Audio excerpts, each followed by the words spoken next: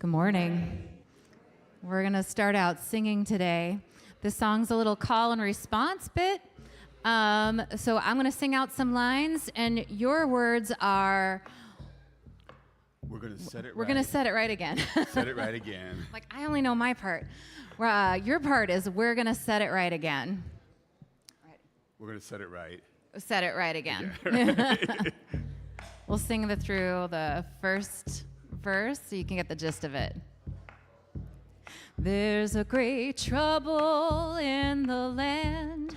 We're gonna set it right again. There's a great trouble in the land. We're gonna set it right again. There's a great trouble in the land. We're gonna set it right again. All together. We're gonna set it right. Set it right again. So that last line's a little different, but you got it. Trouble been brewing too many years. We're gonna set it right again. Trouble been brewing too many years. We're gonna set it right again. Trouble been brewing too many years. We're gonna set it right again. All together. We're gonna set it right. Set it right again. Yeah, we got it now. We need healing across the land. We're gonna set it right again. We need healing across the land.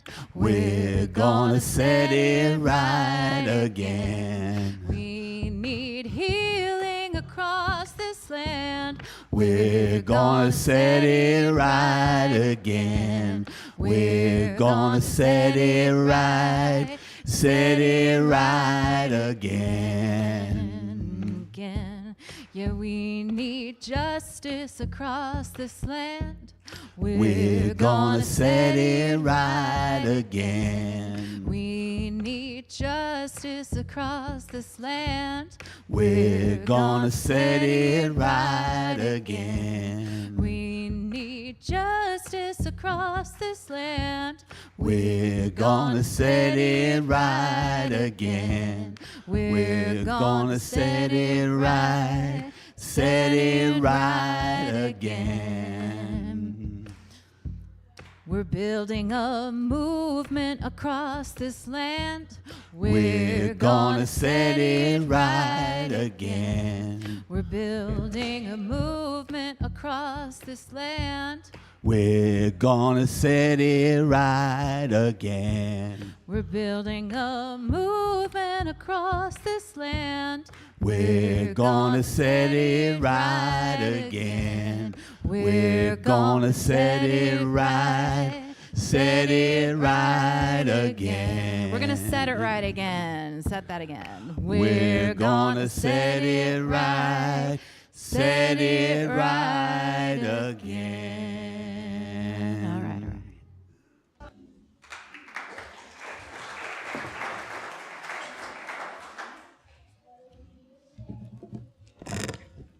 Good morning.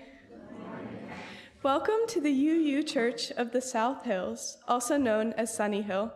We're delighted that you could join us for this service. Our mission at Sunnyhill is to create a more just and compassionate community within and beyond our walls. My name is Maddie Senaway, and I serve as a worship associate for this congregation.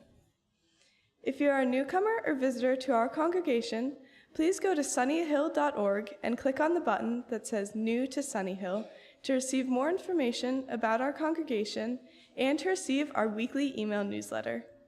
Also, if you'd like to be greeted as a newcomer after the service, please take a red mug and members will seek you out to make sure you are warmly welcomed.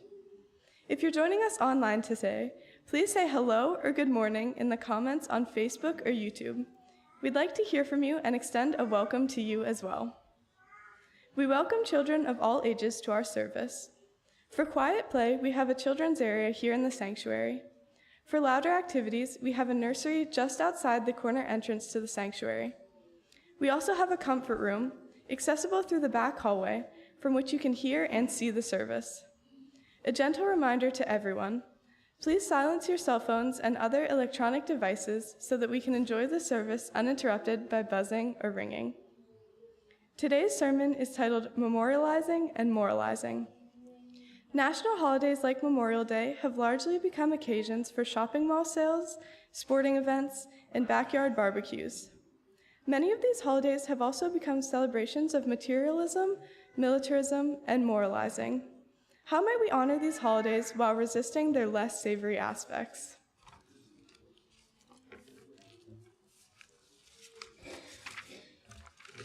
Our opening words were written by Gretchen Haley. There is too much beauty in this world to give up on it yet, and it is always too soon to surrender to cynicism. Bring your doubt, your skepticism, your downright confusion, even your bitterness. But in the midst of all these, in the center, wrap your tender fingers around that still bright thread of hope. Feel in your heart that still steady hunger for something more. The vision we glimpse every day in the rising sun across the hills. The light that spreads across the face of the one we love. The look of knowing all there is to know and still loving life, loving us, just as it is, just as we are. For this hour we come to celebrate, to praise, to give thanks, to refuse to give up, to steady ourselves, keepers of hope, brave builders of this still possible world. Please join me in saying the words to light our chalice. We light this beacon of hope, sign of our quest for truth and meaning, in celebration of the life we share together. Please rise and body your spirit to join and sing again our opening hymn, There's a River Flowing in My Soul. There's a river flowing in my soul. There's a river flowing in my soul, and it's telling me that I'm somebody. There's a river flowing in my soul, in my heart. There's a river flowing in my heart. There's a river flowing in my heart, and it's telling me that I'm somebody. There's a river flowing in my heart, in my mind. There's a river flowing in my mind. There's a river flowing in my mind, and it's telling me that I'm somebody. There's a river flowing in my mind, in my soul. There's a river flowing in my soul. There's a river flowing in my soul, and it's telling me that I'm somebody. There's a river flowing in my soul. Thank you. Please be seated.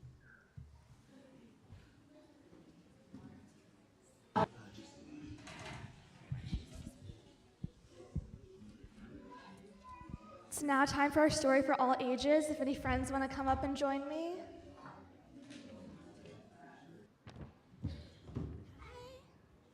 How are you guys? Good. Augie, I think I saw you walking home from Hal the other day. I wanted to shout, but I didn't want to scare you. Alrighty. How is everyone this morning? Great, awesome. All right, well, we have a little story today about Memorial Day. Do you know when Memorial Day is? Yeah? Well, when is it? It's tomorrow? Yeah, you're right. So for each of us, there are certain sights, sounds, or smells that signal to us that it's okay to be at peace. It might be the smell of dinner cooking, or the sight of your family at the end of the day, or the sound of you and your neighbors settling in for the night. For people in the United States military, there's a special signal that says, you're okay and you're at peace. It's a melody called TAPS, T-A-P-S, and it's only 24 notes long. It was composed by a general in the Civil War and his bugle player. Bugle calls used to be extremely important in the military. Do you know what a bugle is? It's like a big brass instrument, sort of like a horn. Yeah. In the days before radio or phones or even Apple Watches, bugle calls were the only way military units could communicate to large groups over a large area. During the Civil War in the 1860s, if there was time enough and peace enough to play taps at the end of the day, that was a signal that the camp was relatively safe. It meant that you were not under attack. It meant that there were no enemy soldiers to worry about. To a camp of soldiers, the notes of taps meant that, unless you were on duty, you could close your eyes and sleep in peace. They say that the first time taps was played at a service for fallen soldiers also took place during the Civil War. In those days, the traditional military salute was, as it still is, the firing of rifles. But this one time, they say, was after a long battle when finally a ceasefire had been called, which meant that the fighting stopped for a little bit.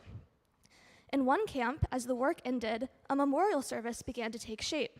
The soldiers knew that sounding the rifle might be taken as a return to fighting. Someone had the idea of sounding a bugle instead, because that sound would never be taken as an aggressive act of war. Taps came to mean the same thing. It meant the safe and quiet end to a day, time to rest, time to turn the lights out, to let their eyes closed, and as best they could, be at peace. That's what taps means. It's like a powerful prayer. This weekend, many people in the United States are remembering and honoring all those who have died while serving in our military. As we listen to taps now, I invite you to think of every soldier who might have been afraid, and then let taps remind you that they're now at peace.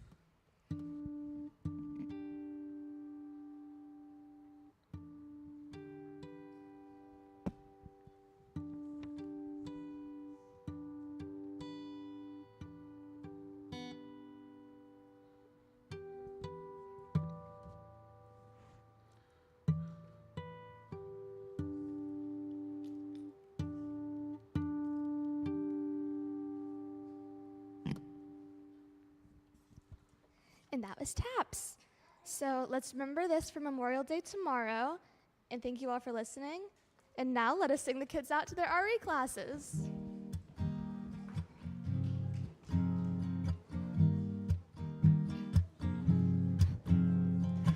Our love surrounds you. Here, joy has found you. Let hope abound freely. Go in peace. Our love surrounds you. Here, joy has found you. Let hope abound freely. Go in peace.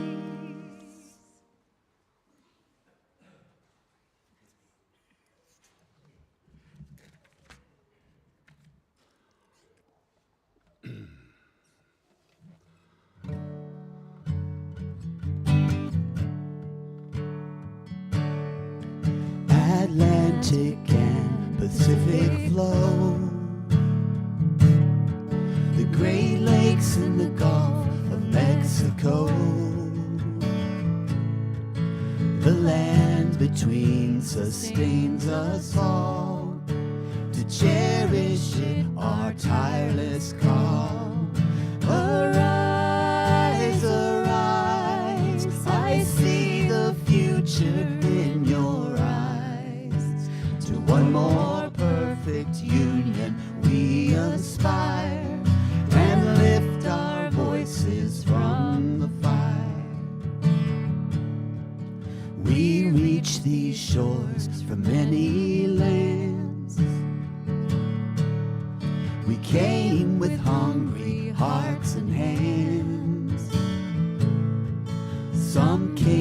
by force and some by will, at the auction block or the darkened mill. Arise, arise, I see the future in your eyes. To one more perfect union we aspire, and lift our voices from the fire. We died in your fields and your factories,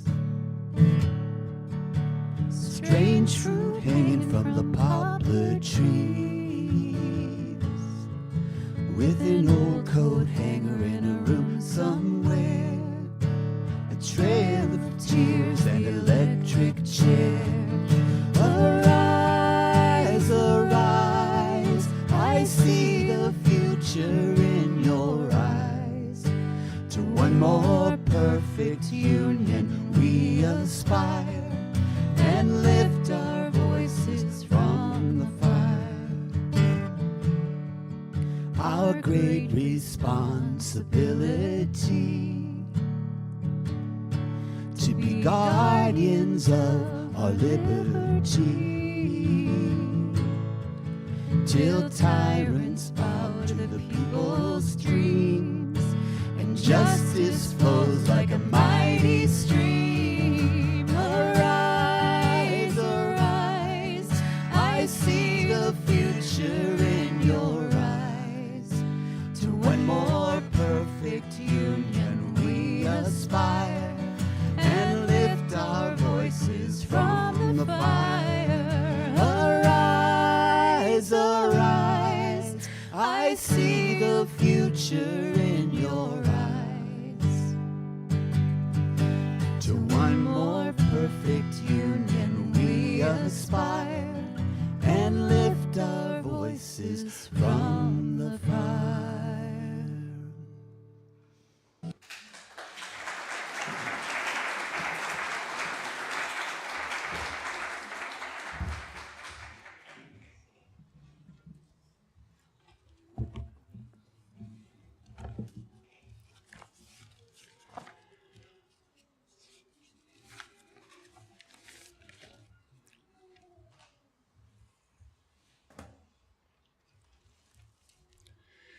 This is a time in our service when we share joys and sorrows that have been submitted by members of the congregation. After each joy or sorrow that I read, please respond by saying, "We hold you in our hearts." A sorrow from Finley and Rebecca Anderson Weaver and Marissa Bickford. They say on Friday, May 22nd, one of our longtime friends of 10 plus years had a heart attack at age 35 and passed away. Sarah was one of Rebecca's bridesmaids and lived in the Washington, D.C. area. Sarah is already greatly missed. She was loved by so many people who now do not have her light shining in the world. For Finley, Rebecca, Marissa, and all the friends and family of Sarah, we hold you in our hearts. A sorrow from Joe Shaughnessy. Joe says, a younger brother from another mother continued on to the next existence due to cancer on Tuesday. Prince Pete Kovacs, originally from the North Side, was 50 years old. To Joe and Pete's family and friends, we hold you in our hearts. A joy from Betsy Mary. Betsy says, we were blessed to be able to see Bruce Springsteen, the E Street Band, and Tom Morello perform this past week. The concert was amazing, and hearing Bruce speak about progressive issues and partnering with Frontline Dignity and Casa San Jose was worth the price of admission. To Betsy and Keith, we hold you in our hearts. A Memorial Day joy and sorrow from John Armstrong. John says, I never knew my father, Grandoff John Viviano. He died August 12, 1947, of a disability connected to his service in World War II and was buried with full military honors. His most important assignment in the war was his top-secret job to convert the R-3550 engines on the B-29 bombers to fuel injection, which was critical to the success of the mission to bomb Hiroshima and Nagasaki. In late July 1968, deep in the mountain jungles of Vietnam, I was part of an infantry company about to assault a hill where the enemy were well entrenched.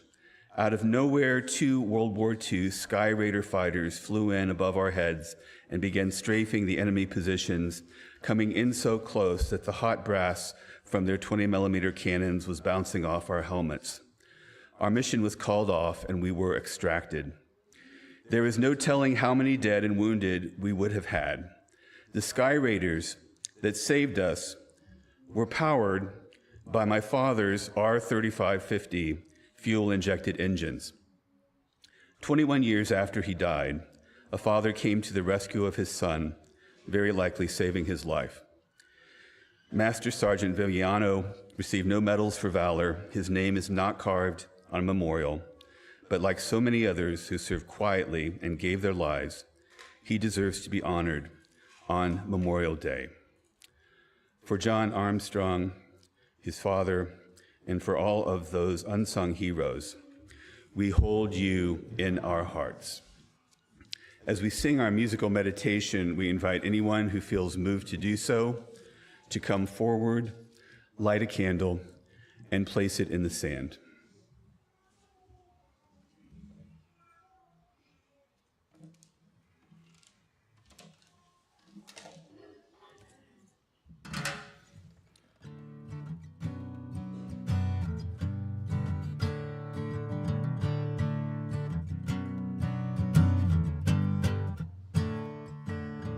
Breathe in, breathe out, breathe in, breathe out, breathe in, breathe out, breathe in, breathe out.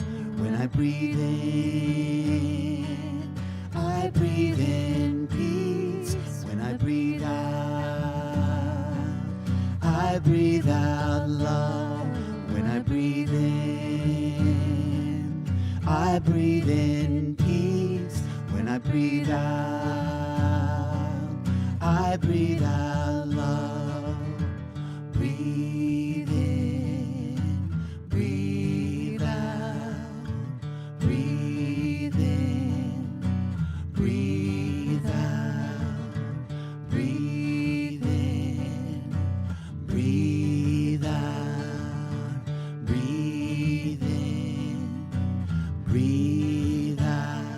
When I breathe in, I breathe in peace. When I breathe out, I breathe out love.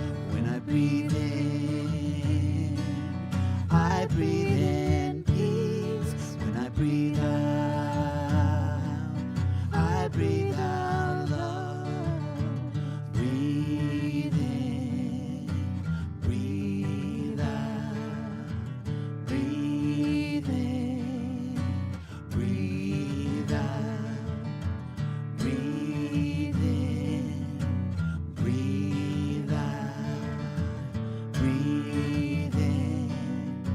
breathe out. When I breathe in, I breathe in peace. When I breathe out, I breathe out love. When I breathe in, I breathe in peace. When I breathe out, I breathe out love. Breathe in, breathe out, breathe in, breathe out, breathe in, breathe out, breathe in, breathe out. When I breathe in, I breathe in peace. When I breathe out, I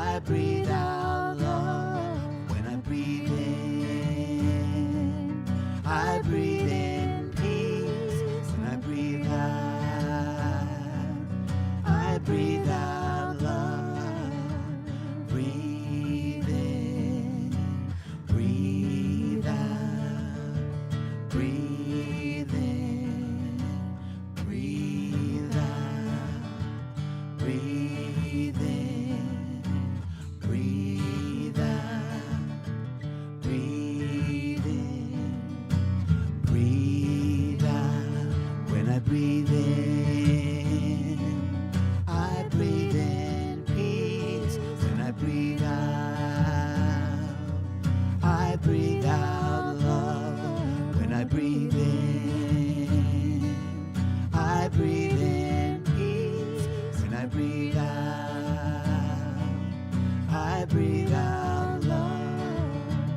Breathe in, breathe out, breathe in, breathe out, breathe in, breathe out, breathe in, breathe out.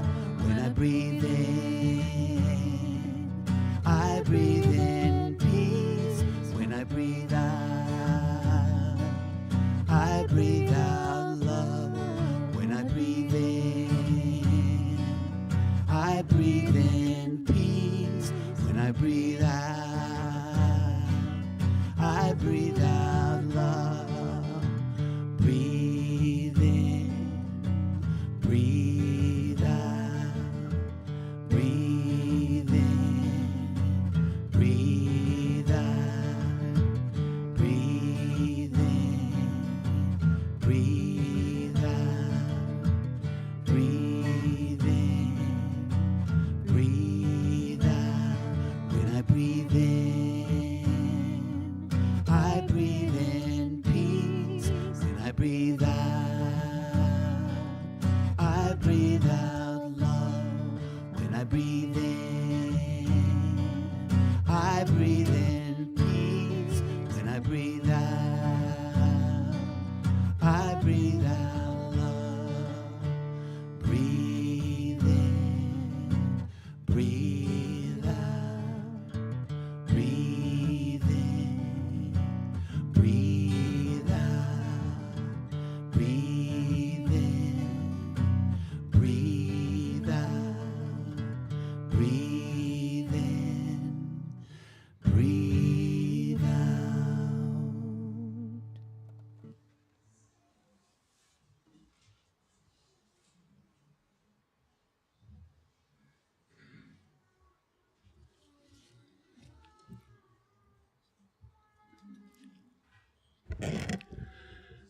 Please join me in the spirit of meditation or prayer.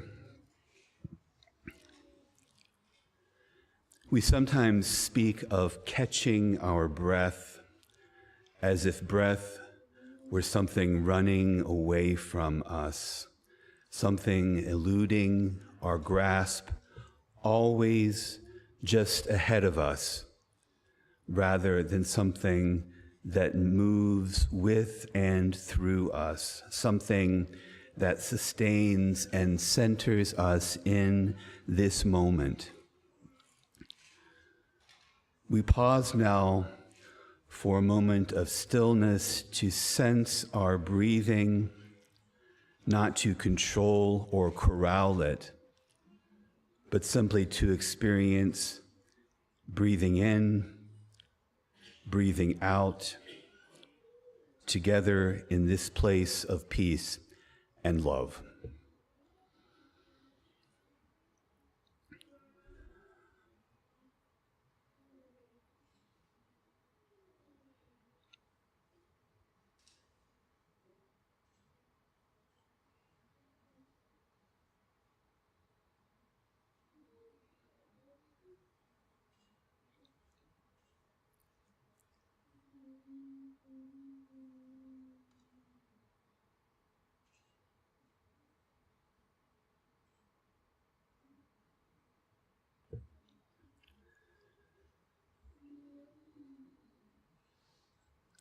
May we remember to pause and be present to our breathing, to the spirit of life, to this moment just as it is.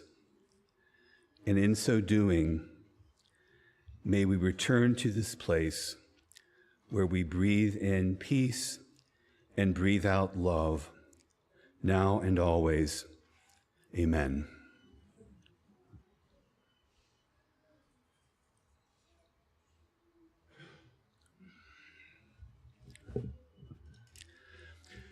Like most of our national holidays, Memorial Day is complex and multifaceted, both in its origins and in the way that its meaning has been changed or distorted over the last 160 years or so. And it's a holiday that evokes a number of sometimes conflicting thoughts, feelings, and memories. Thoughts about the nature of war and how it sometimes is glorified, sometimes scorned, and never fully understood. Feelings about the loss of family members who died, some in faraway lands fighting in conflicts that sometimes seem noble and sometimes absurd. Memories of laying flowers on graves, of parades, of patriotic posing, and heartfelt tears, and attempts at justifying or burnishing death and loss with the waving of so many flags. Some of us were taught that the holiday began in 1868 when the Union Veterans Group, the Grand Army of the Republic, instituted the practice of decorating the graves of those who died in the war on May 30th of each year, a practice that quickly spread through both the North and the South. In some parts of the country, it was known as Decoration Day, as it still is in a few places. But of course, nothing is as simple or as straightforward as the foundational story.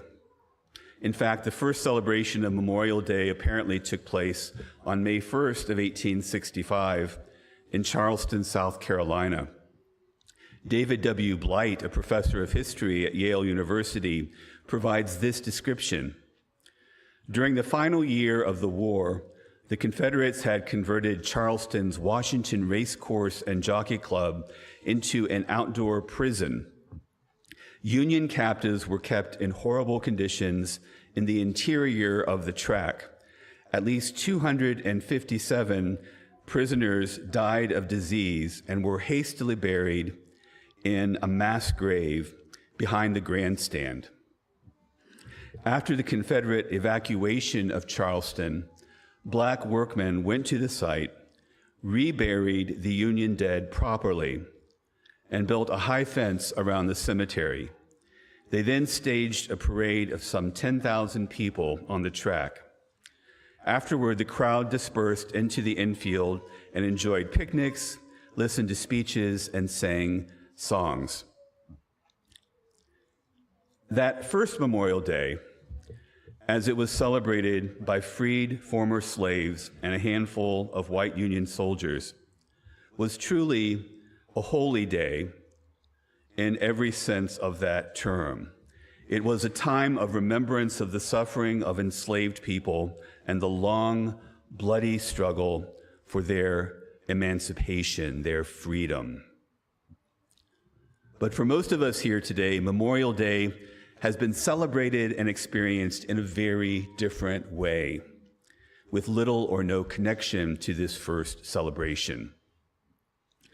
My own memories of Memorial Day center around marching band, as so many of my memories of my youth do.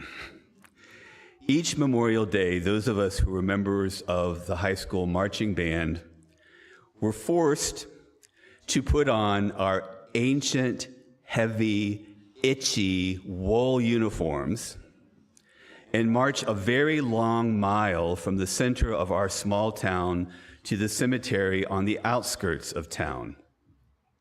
It always seemed stiflingly hot on those days, so most of my visceral memories center around being incredibly uncomfortable.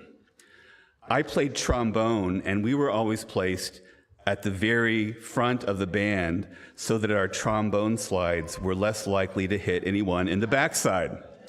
So I was stuck at the front of the band on full display for all to see, somewhat afraid of passing out either from the heat or from sheer embarrassment. Arriving at the cemetery, drenched in sweat and breathless, we then had to listen to speeches. some of which seemed authentic gestures of respect for those who had died, and others of which seemed to be self-aggrandizing, patriotic bluster. The Memorial Days of my youth took place in the aftermath of the Vietnam War, and these holidays were tainted by the experiences of that particular conflict and the ways in which it seemed that some veterans, most of whom had served long, long before Vietnam, felt that it was their duty to label anyone who opposed the war unpatriotic or even un-American. Military veterans were honestly enigmas to me, especially since no one in my immediate family had served in the military during a war. There were mysteries surrounding veterans, scars and wounds that were at once frightening and fascinating. Among these men, and they were mostly men in those days, there was an odd mixture of reticence to talk about their wartime experiences, and at the same time, a kind of false or hollow bravado. I was unsure what my attitude was or should be toward Memorial Day, toward the wars and the war deaths that were memorialized, toward the sometimes rote moralizing that was featured in many of the speeches. And I'm sure I was not the only person confused by some of the mixed messages of the holiday.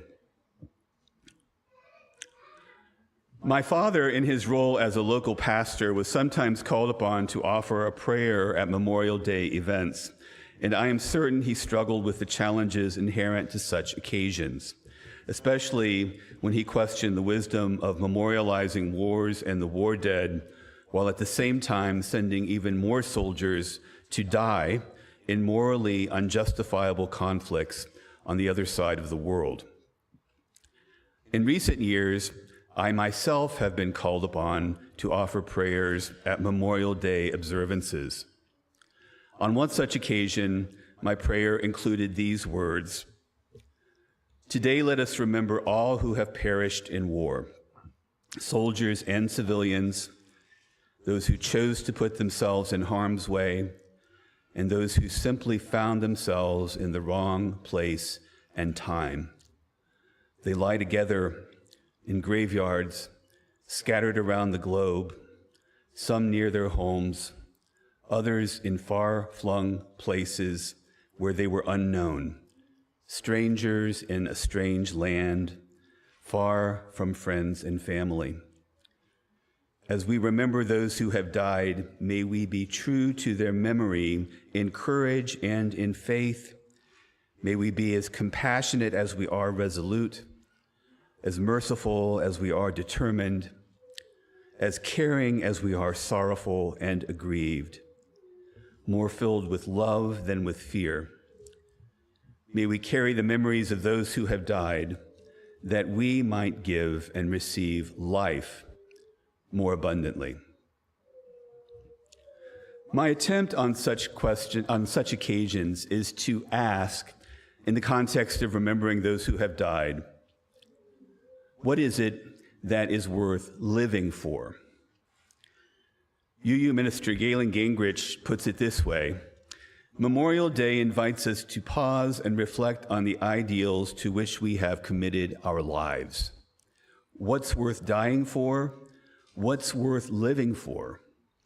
Summertime in and among the barbecues and beaches and books well read invites us to step back from everyday routines and do the same.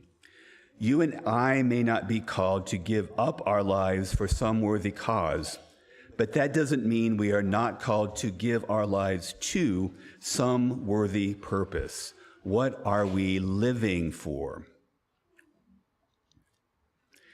I remember as I was growing up, civic leaders at least made some attempt, however flawed it may have been, to connect the loss of life in war with some larger moral or ethical principle. In more recent years, however, leaders of our country no longer even bother to try to present a moral justification for violence and war. I don't remember any political leader presenting a moral argument for the armed conflicts of recent decades. And in the current war in Iran, members of the administration seem angry that they should even have to justify a war that will likely cost in excess of $1 trillion when factoring in long-term impacts like veterans care, interest on war borrowing, and economic disruptions that we have already seen. When pressed, politicians might say something about needing to protect the so-called American way of life, which seems to mean the mindless consumption of fossil fuels, cheap plastic products, and electronics, all made in China, and the pretense that we care about justice and democracy, when in fact, our country has been intent on using violent force, most often to perpetuate unjust and undemocratic systems here and abroad. If Memorial Day is to be more than just an occasion for backyard barbecues or sales at the mall, if it is to be more than faux patriotic pontification, more than convoluted moralizing about unjustifiable and immoral wars, if it is to be more than mindless flag waving and war machine aggrandizement, then we must ask ourselves, what are the truly just and truly moral responses to war and the deaths of those caught up in war?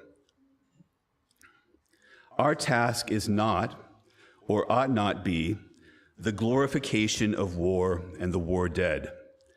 Our task is to learn from the terrible violence of war, to remember that everyone suffers as a result of war, and to learn to live in a way that promotes compassion, love, and healing, rather than hatred, fear, and harm. This reading by Maren Tirabassi, titled The Work of Memorial Day, modeled on the poem The Work of Christmas by Howard Thurman, reminds us that those who have died while serving this country in the military are as diverse as the nation itself, and that those who have served face challenges both while they are serving and when they leave the service. Many of these challenges have to do not only with the stress and strain of military service itself, but also with issues related to gender, class, race, ethnicity, and sexuality. The work of Memorial Day is not just to remember those who have died, but to honor their struggle by working for more inclusion, more compassion, and more justice. This is The Work of Memorial Day by Maren Tirabassi. Irving Berlin was an immigrant, and he gave us God Bless America. Catherine Lee Bates was a lesbian, and she gave us America the Beautiful. And how many are there, new American, transgender, lesbian, gay, queer, and many names, people of every faith and no faith who have served this country? And so, leaning into a saint of mine, Howard Thurman, let me say, when parades of middle school bands are over and cemetery flowers and new flags droop, when the grills cool off and people return to work and school, the work of Memorial Day begins. To find the lost among our wounded and heal minds and bodies of everyone. To welcome the homeless from among all the nations and release those waiting to be deported, to celebrate our diversity from the inside out, to bring peace so there need be no more war, to find music in the heart, grateful to those who wrote it and willing to sing for everyone who needs to hear. I hope and pray that this Memorial Day, we will remember those who have died, certainly, but that we will also recommit ourselves to a way of living that restores wholeness and moral balance to a world that calls out for healing, for peace, for justice, for joy, for strength. May it be so. Amen. Please rise once more, embody your spirit to join in singing "The Tide is Rising."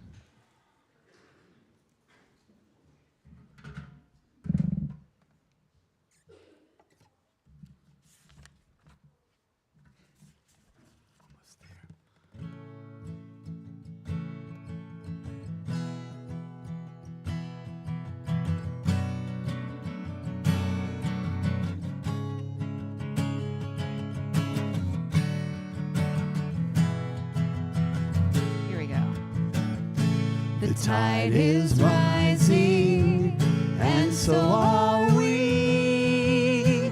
The tide is rising, and so are we. The tide is rising, and so are we. This is where we are called to be. This is where we are to be. The task is mighty, and so are we. The task is mighty, and so are we. The task is mighty, and so are we. This is where we are called to be. This is where we are called to be. The land is holy, and so are we. The land is holy, and so are we. The land is holy, and so are we. This is where we are called to be. This is where we are called to be. The storm is raging, and so are we. The storm is raging, and so are we. The storm is raging, and so are we. This is where we are called to be. This is where we are called to be. The sun is rising, and so are we. The sun is rising, and so are we. The sun is rising, and so are we. This is where we are called to be. This is where we are called to be. The world is ready, and so are we. The world is ready, and so are we. The world is ready, and so are we. This is where we are called to be. This is where we are called to be. Thank you. Please be seated.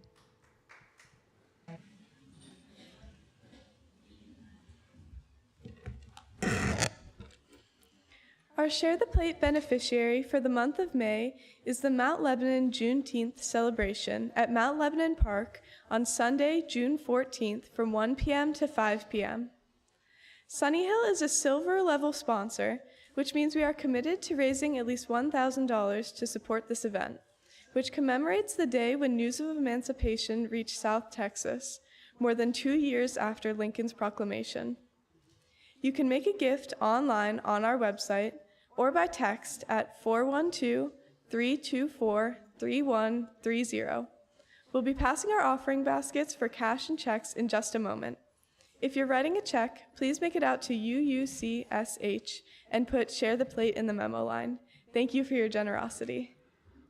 Before the ushers come forward for our offering, I'd like to share just a few things about the song we're about to sing, America the Beautiful. In 1893, Catherine Bates, an English professor at Wellesley College, took a train trip to Colorado Springs to teach a short summer school session at Colorado College.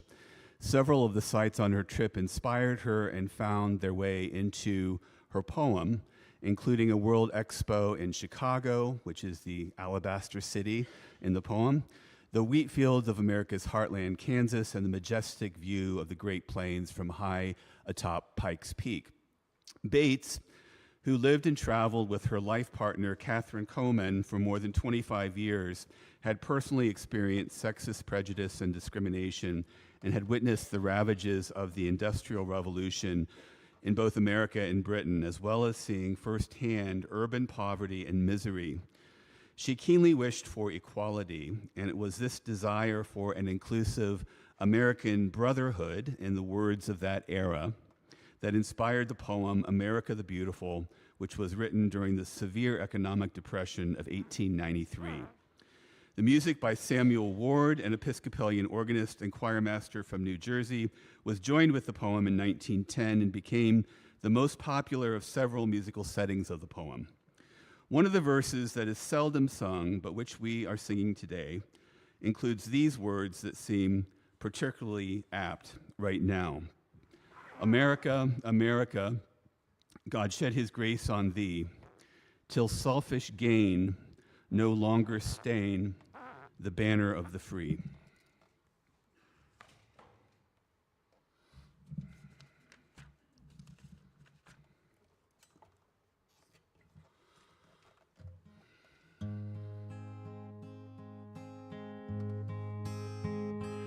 Oh, beautiful for spacious skies, for amber waves of grain, for purple mountain majesties above the fruited plain.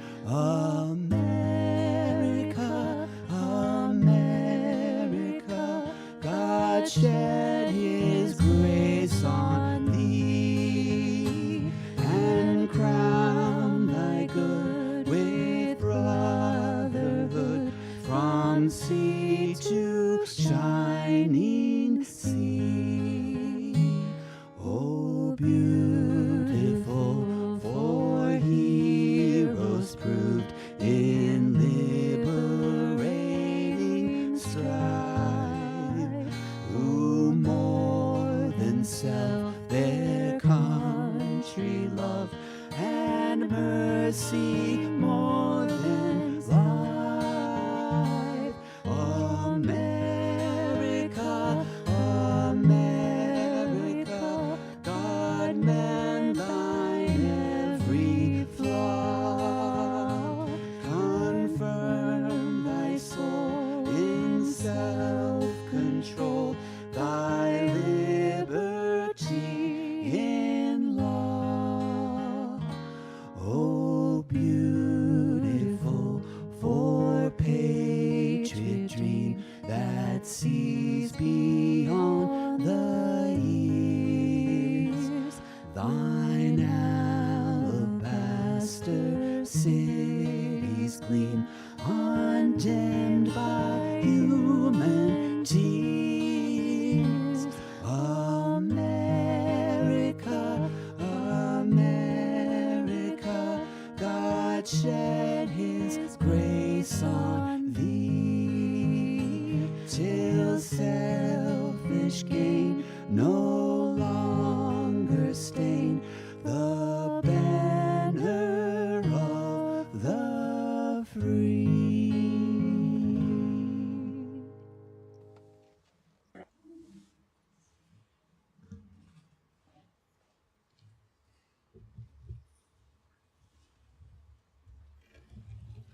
Please join me in saying the words to extinguish our chalice. We extinguish this flame, but not the light of truth, the warmth of community, or the fire of commitment. These we carry in our hearts until we are together again.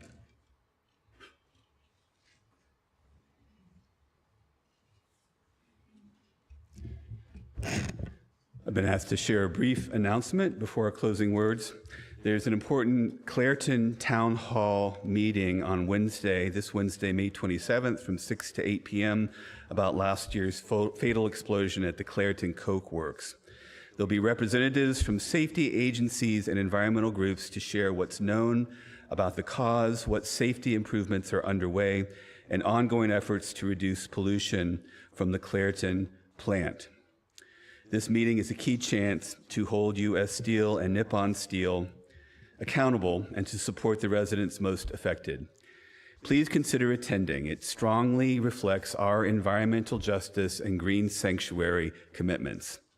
See Susan McCarthy in the Fellowship Hall after the service for details and registration, and check the Beat Goes On section of the Beat for more information too. For now, we'll close with these words. That which is worthy of doing, create with your hands. That which is worthy of repeating, speak with a clear voice.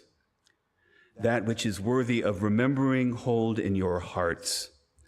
And that which is worthy of living, go and live it now. Go in peace.